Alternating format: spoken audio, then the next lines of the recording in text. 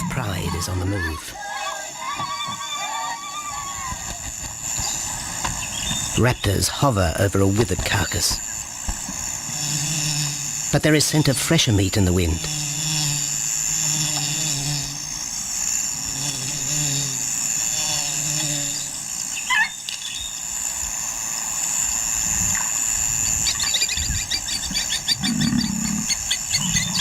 Pickings have been slim for Nabamba's pride since her fight with a startled warthog. The lioness is limping from the encounter. And even the pride's big male, Jabu, wonders when his next meal will come.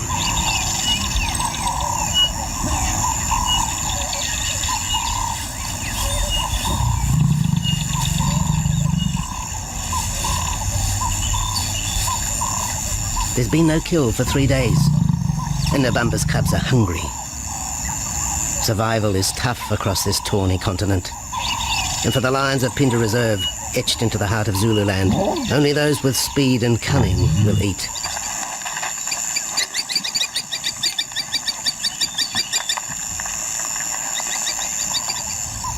For this pride anyway, it's been a long time between meals.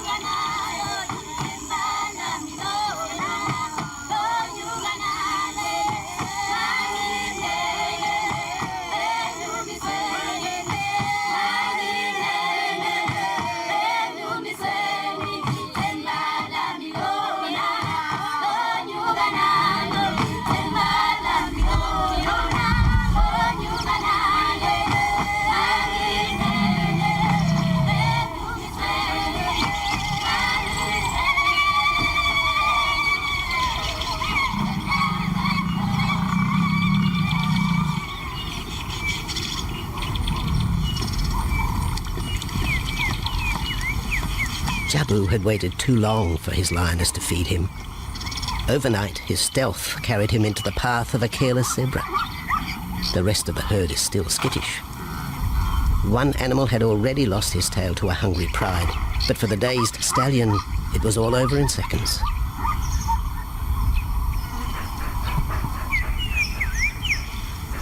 The big male watches his kill from a distance, exhausted by the chase, exhilarated by the sport.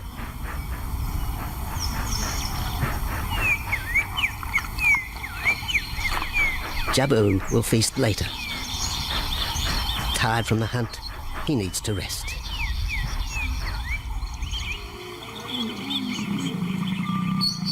But his prey will be safe. Few scavengers will risk the sudden return of the Lion King.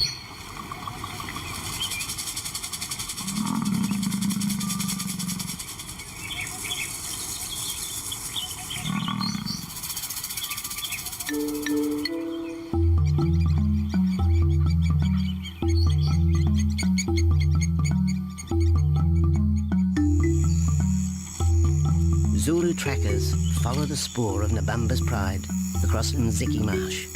This vast tract of savanna is favoured by the lions in the dry air of winter, but it's a region also shared by Pinda's giraffe and white rhino population.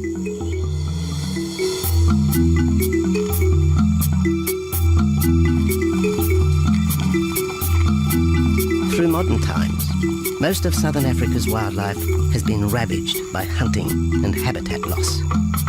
Farmland, overgrazed and buffeted by domestic stock, has ripped the heart out of the original bush.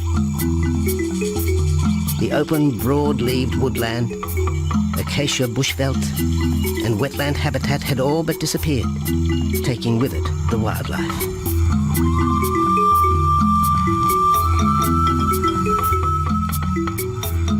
A few years ago, the Pinda project was born. 17,000 hectares of farmland bought up in KwaZulu-Natal along South Africa's eastern seaboard.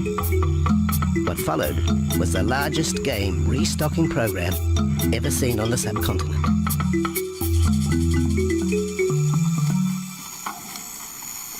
The land was overgrazed to a certain extent and it wasn't in very good shape. They put all these farms together, put a perimeter fence around it, and then brought in a lot of game. We brought in elephant, we brought in rhino. We started off with those sort of animals and then started with cheetah, bringing in cheetah onto the reserve, mainly to get them used to the area before the lions came on, because the lion is a more superior predator as such and would dominate the cheetahs. We wanted to get them settled first before the lions came in.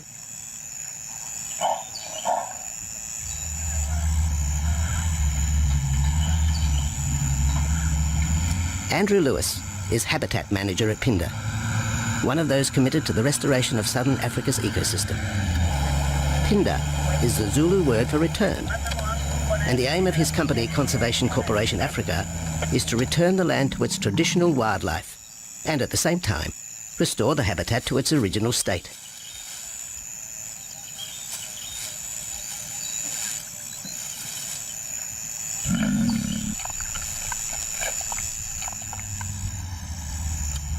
Pinda is cautiously open to top-level tourism, limited and luxurious. Dreams of extending the green frontier require funds, and the reserve's lion pride has already earned its keep.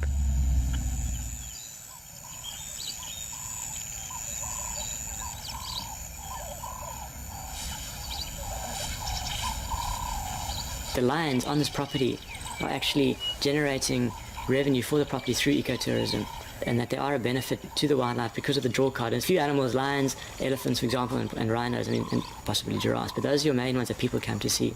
And we've been very fortunate to be able to have lions on the property, and I think those lions that we have given us amazing value for our guests, and by getting our guests in here, we're getting revenue into the area, and that's benefiting wildlife as a whole.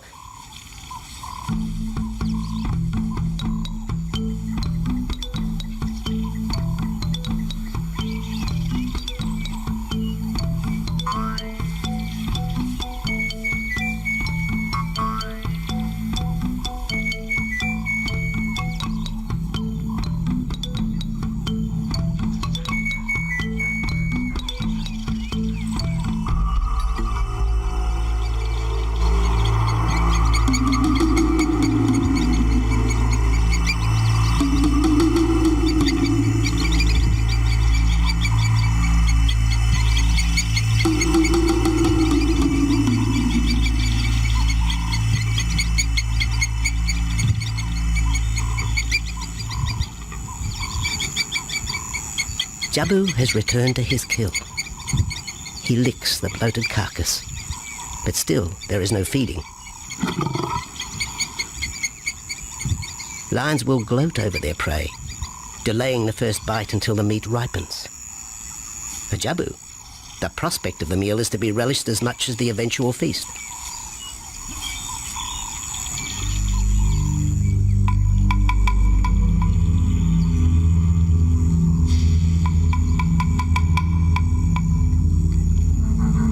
Meanwhile, Nabambo's pride is on the prowl.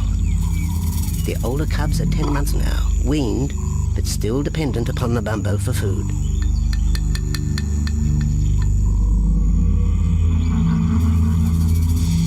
The cubs are learning to stalk, but they won't kill for another 6 months. Young male lions are usually ejected from the pride when they are about 2 years old. Fending for themselves, they form hunting groups with other isolated males. Nabambo's cubs aren't sure what to do with prey so close, but the lioness isn't far behind. Their time for hunting will come. Nabambo's 4-year-old daughter also lives with the pride. She is the mother of the group's youngest offspring, 7-week twins Umveli and Damana. The little cubs have been hidden since birth, and now stay close within the protective circle.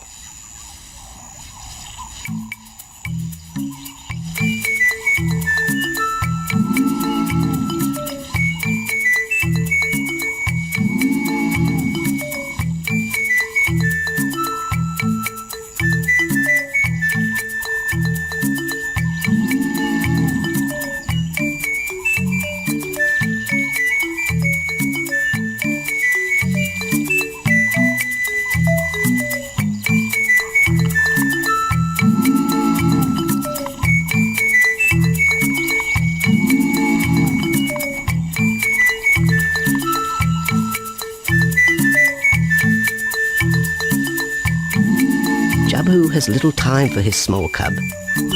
When he is older, the mana will hunt with his father, but for the moment, the big male has nothing to do with his young son. Dejected, the cub finds solace among his siblings.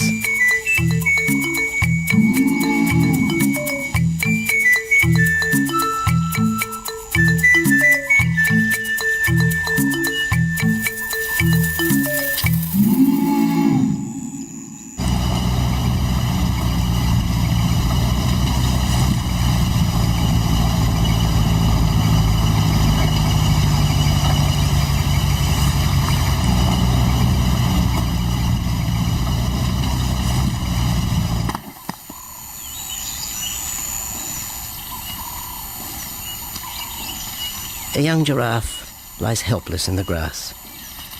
The animal's complicated vertebra means it is unable to rest its neck for any length of time. Lack of mobility means blood to the brain slows, leaving the animal disabled.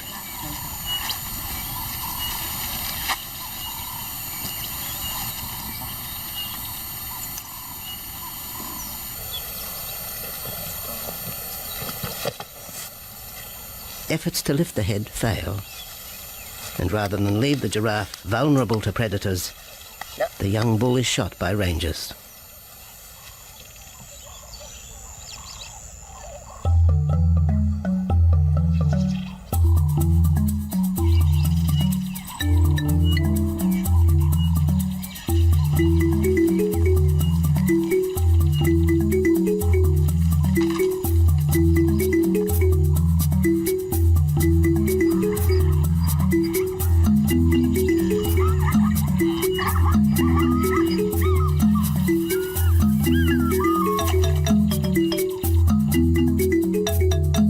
Activity by the waterhole rekindles the interest of the pride.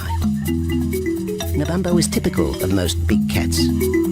They conserve energy 20 hours a day, waking only to groom and hunt.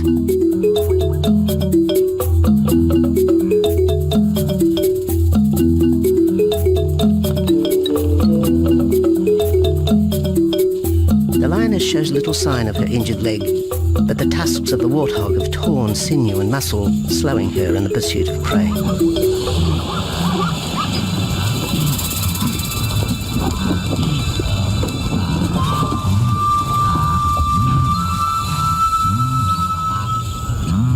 Once again, Nabambo in her pride will go hungry. But the big lioness senses another kill nearby. A young giraffe slain by humans will provide meat for her cubs. Leaving the pride, Nabambo follows the scent.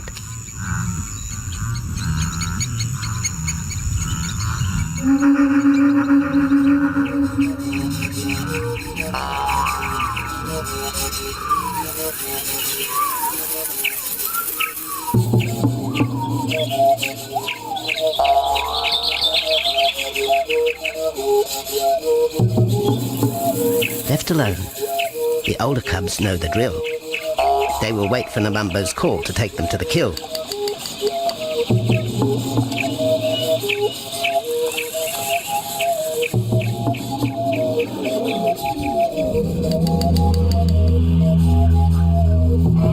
The day moves into shadow. The cubs are restless and a little afraid.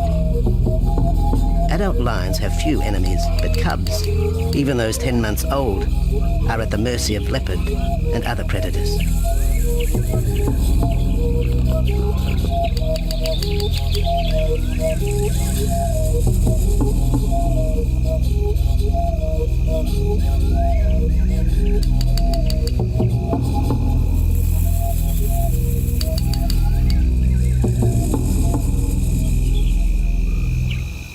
Nabambo has reached the kill, but her daughter is there first. Even though females hunt together, rivalry for the prey is fierce.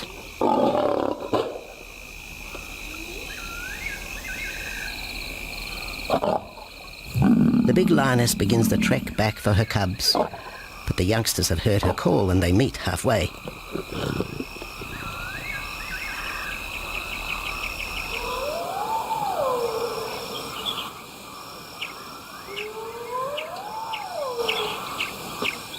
Nabambo settles herself in the long grass.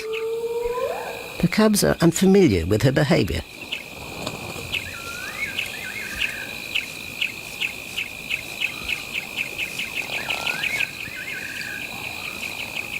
A female will usually head the charge with any kill, splitting the hide of the victim and leading the way for the pride to eat.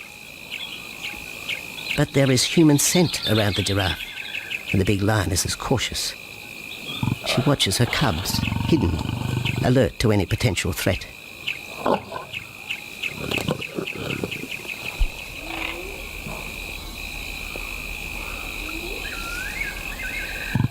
The cubs are curious, confused by this new smell.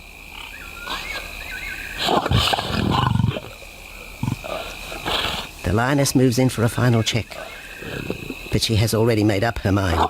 The carcass is tainted. There are foreign traces, a dangerous ambience. Instinct tells her this is not food fit for her cubs. Disappointed, Nabambo moves away, the scent of another night stalk already in the wind.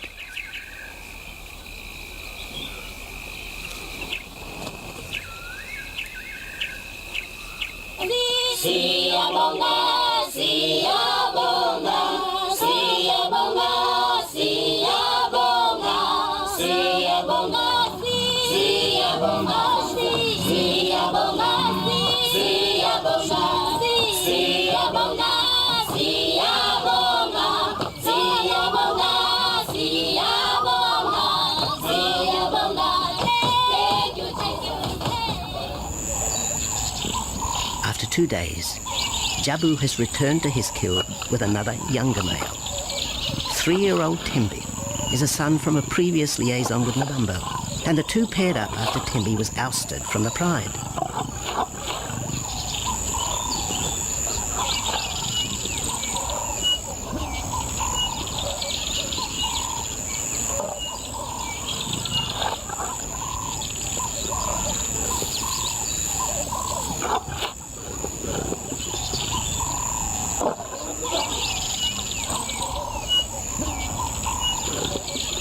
Pride males are lazy and will gladly let the females track down prey. But the theory that males won't hunt is a fallacy. Any hungry male will hunt for himself when no free lunch is provided by the lioness, hyenas or other predators.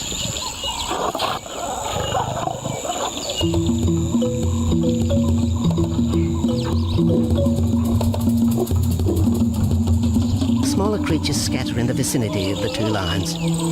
There will be no hunting for a while. Bloated after the zebra kill, both males will sleep for the next day, oblivious of their surroundings.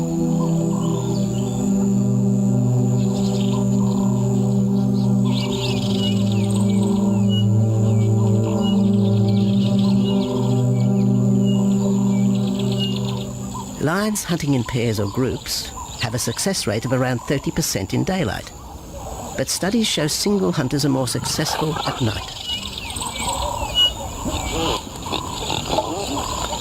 Lions are sociable cats, the only group to take part in communal hunts.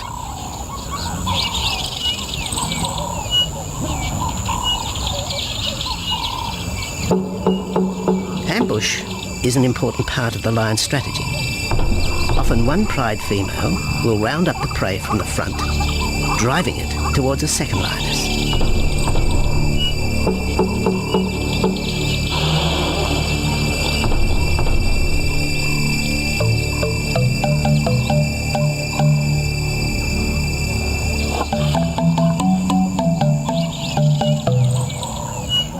As in most cases, the pride male will only get involved if he has to.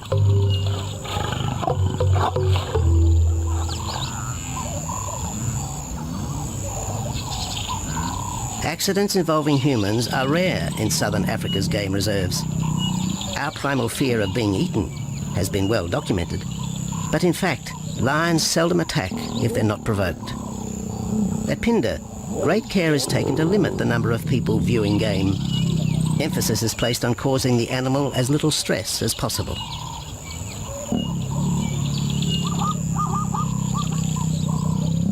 Lion isn't a part of their natural food source. They don't normally go out and hunt people. I think your lions are opportunists though, and I certainly think that if your lion is very hungry, under stress, I don't think they'll necessarily go out to hunt you down, but if you interfere with them, they'll certainly kill you. And there's a good chance they might eat you at the same time.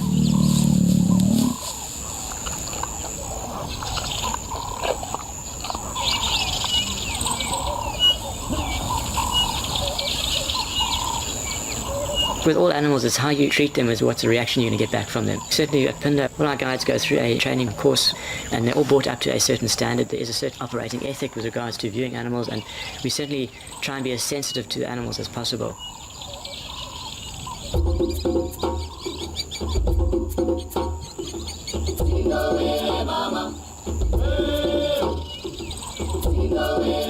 Cradled within the arms of the Yabomba Mountains and the Indian Ocean, Pinda covers one of the most diverse regions of Africa. Here are found 7 different ecosystems, from palm savanna and bushveld to rare sand forest and dense thorn bush, all restored from the pastoral belt which had swept down the east coast.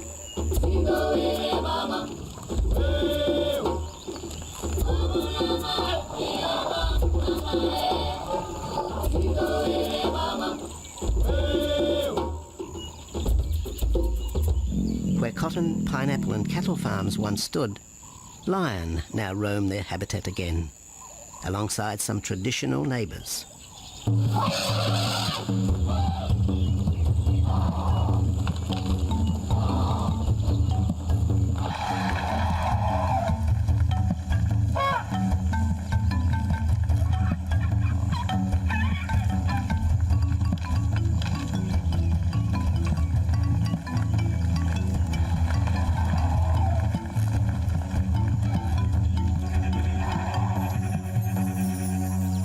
Pinda sees its responsibility to the region extending beyond restoration of habitat and wildlife. It provides schools and a clinic for the local Zulu community, as well as employment.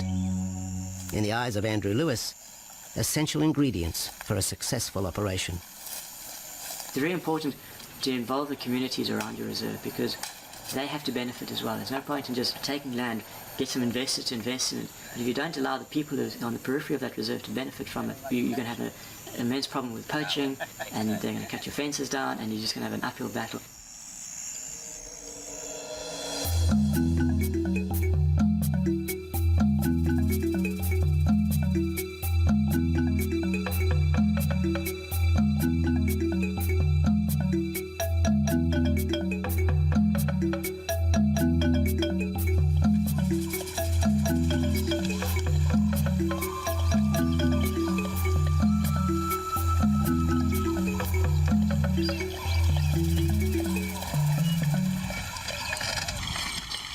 In 1992, the Pinda lions were among the first of the big 5 animals to be relocated to the reserve.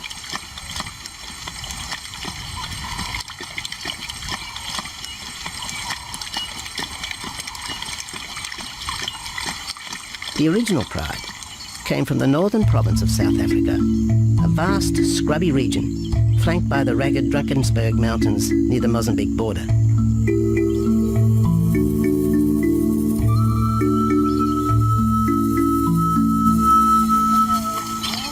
Peter Rogers helped round up Pinda's first pride, handling the lion's capture and subsequent move south.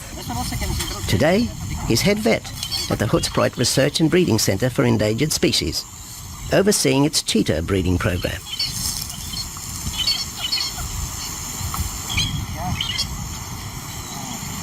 But it's the discovery of what's believed to be a long extinct strain of lion that has put Peter's centre on the map.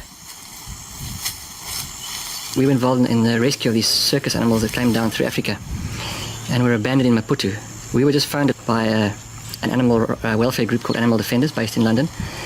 And they said, could we just keep these animals temporary? First they mentioned tigers, and then they came back and said, well, there's 6 lions as well.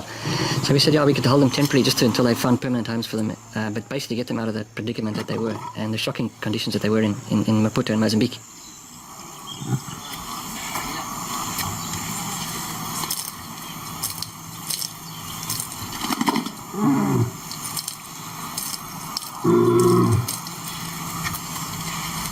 When the lions arrived at the breeding centre, their size, pale colouring and the male's thick black belly mane put them into the category of the Cape or Barbary lion, not seen in the wild since the early 1920s. A few still exist in captivity, and a male and female were brought to South Africa from an Italian zoo for breeding purposes. But attempts to mate Akef, the big male from the ill-fated Mozambique circus, with the Italian female are proving difficult.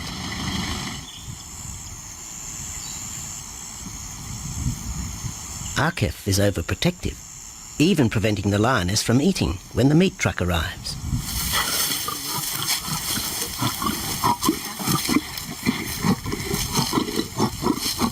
Finally, though, Sisi makes her breakthrough.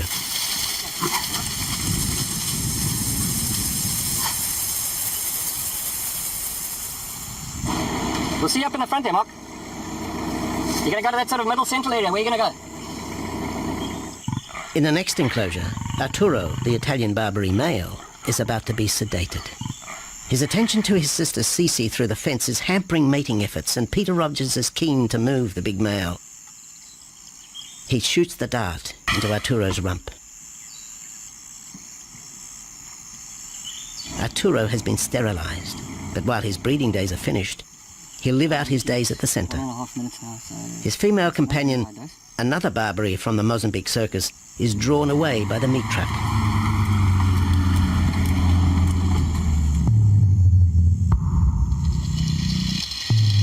It's 20 minutes before the anesthetic takes effect.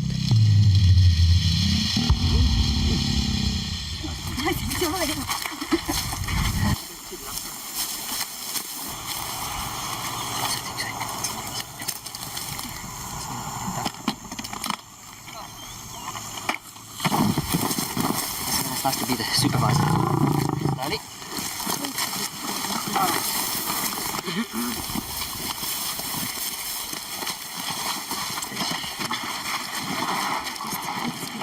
You'll need all your help at the bottom just to put him back into the cage, okay? One, two, three. Yeah.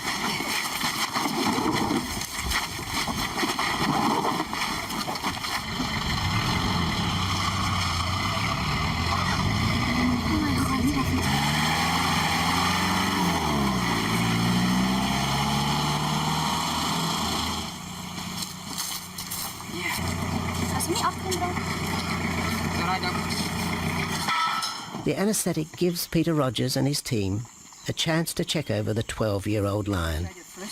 He'll spend a few weeks in this cage before being returned to his enclosure for observation. I still want to inject him and everything, Mark.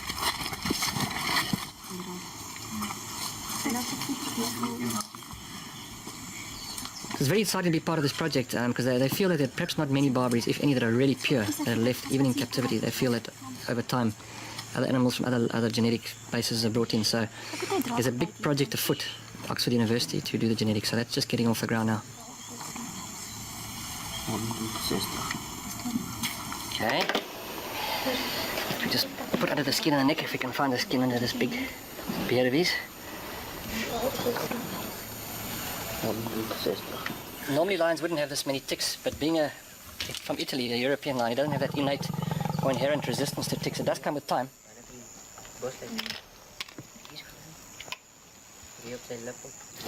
Like a bit of a bit like this. What we can do is put him in there and roll him over inside there. Immediate term now is to get these ones to breed, and we'll take it day by day from there and see how it goes. But the prime object initially was just to get these animals back into good health, and it's developed into something a lot bigger.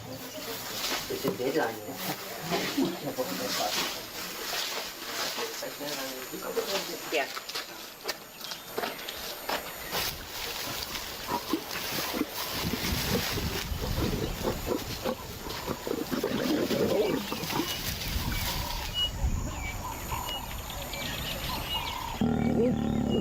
While the breeding centre's lions are healthy, it's not the case a few kilometres away in the Kruger National Park, where TB has ravaged half the population.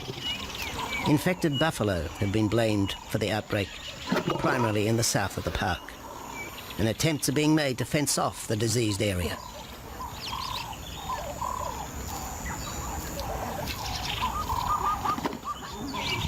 And the lions are preying on infected buffalo. Because it's an exotic disease and not an indigenous disease, the lions are totally naive and they've got no resistance to it. So it's a big problem. It's a very difficult decision to make as to what to do. It's a very topical and heated subject at the moment.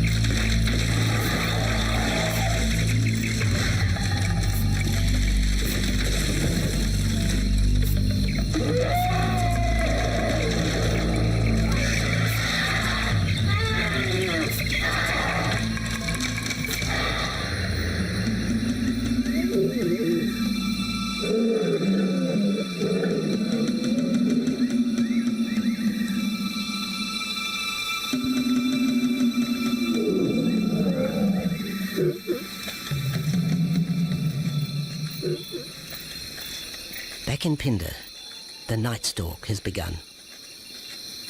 Nabambo keeps her cubs close. They're hungry, but tonight only impala can be tracked down, a morsel for the lioness. Food is scarce at this time of year, so the pride's territory covers a large area. Lions can only afford to be territorial where there is a reliable supply of game.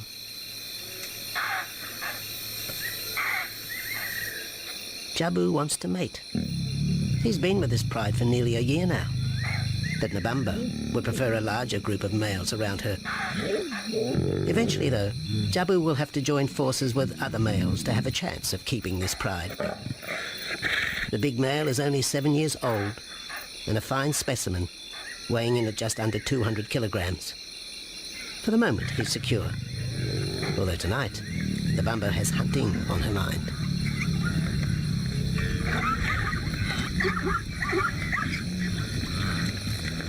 The cubs follow in the lioness's wake. If there is a kill, she will feed first. Often, weak cubs lose out to a hungry mother. High juvenile mortality rates are the result of lean times.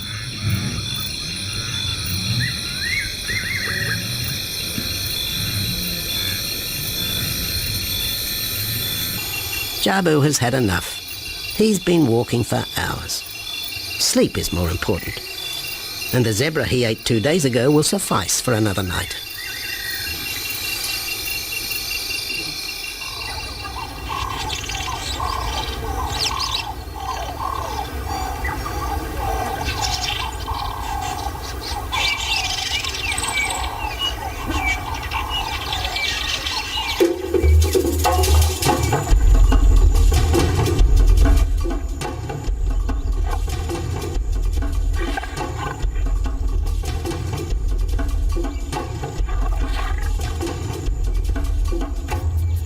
Nabambo has made a kill, a young Nyala buck. It's been 3 days since the pride has eaten, and this will provide meat for them all. But the lioness will eat first.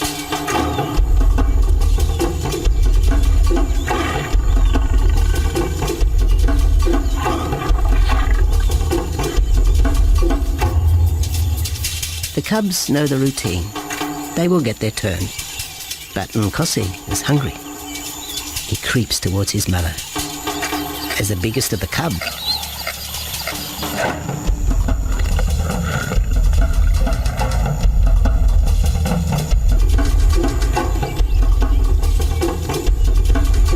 Nkosi watches. A lioness can eat more than 20 kilograms in a single sitting. This could be a long wait for the little cub. Nkosi approaches the kill cautiously. Sometimes the lioness will turn on her cubs, but today Nabambo is pleased with her efforts.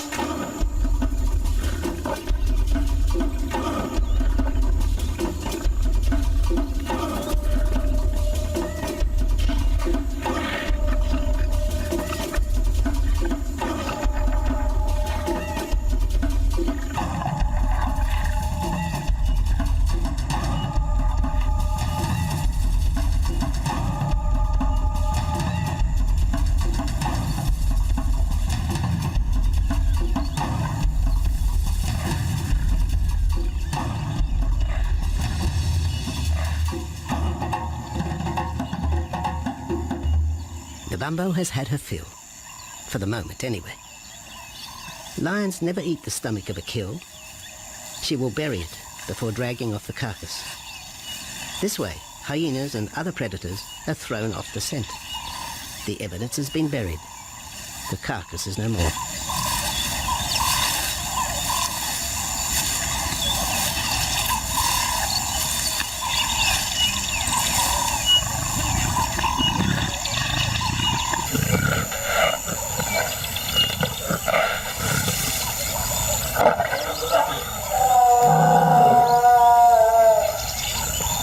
Nabambo's daughter hears the call. It is the second this morning. The first was the strangling cry of the Nyala as Nabambo broke the young buck's back. There was no struggle. The big lioness is a seasoned hunter.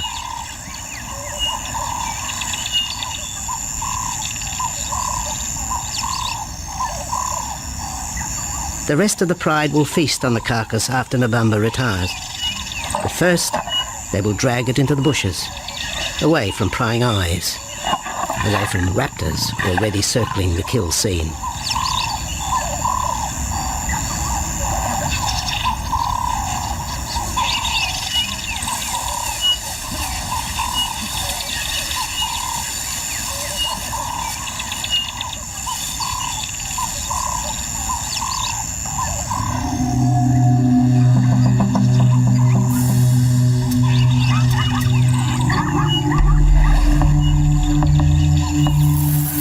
Kill has created a nervous edge. Even the hippo, its bad temper legendary, is flustered, anxious to protect its waterhole. Wildebeest are a favourite prey for lions. Naturally, they feel vulnerable. But for the pride, there is no agitation. Gorged, they will sleep for the next day. Even Mveli and Damana, the 7-week twins, have tasted blood for the first time. But it will be many months before they take part in a hunt. For the moment, they just want to play with Nkosi.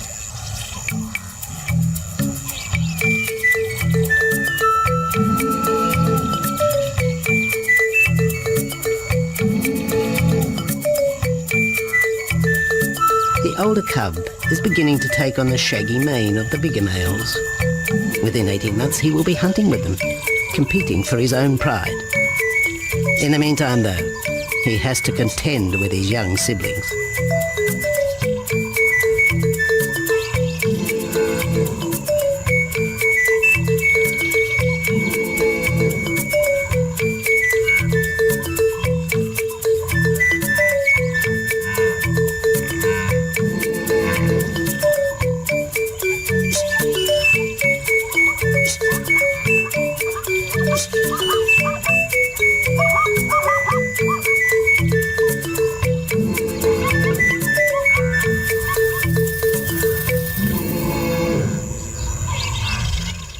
Jabu rejoins the pride.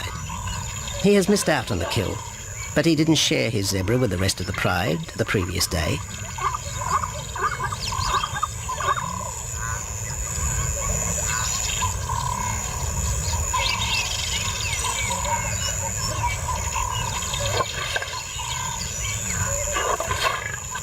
A half-hearted attempt at mating, but the big lion's attention is drawn to a curious onlooker. With the pride so close, the giraffe won't be sitting for long. Drinking and sitting is when they are at their most vulnerable.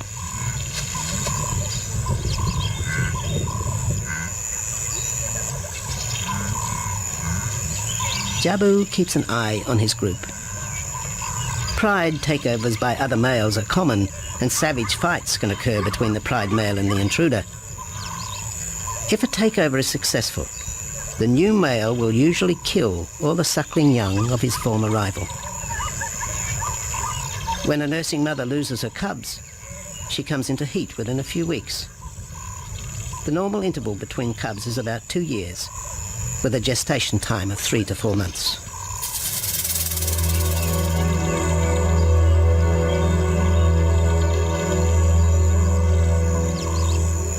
Jabu marks his territory, but it may soon be all in vain. A fresh infusion of lion genes is necessary to avoid the effects of long-term inbreeding. It's likely Jabu and his son Tembi will be swapped for males from another game reserve. This will broaden the bloodlines of future lions and avoid the genetic risks currently facing the pride at Phinda.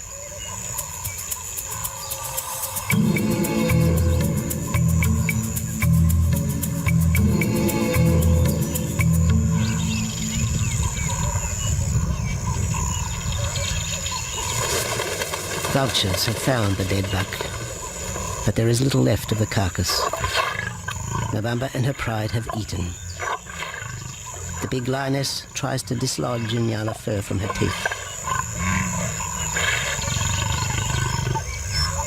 Tomorrow, the next day, there will be another kill. November's cubs will grow up strong.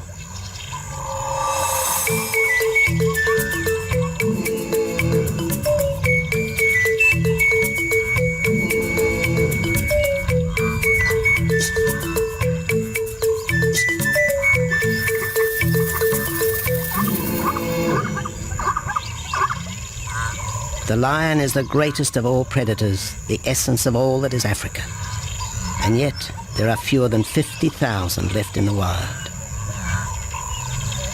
The future for the species lies in managed reserves such as Phinda. Here in Zululand, the lion roams free for the first time since the beginning of this century.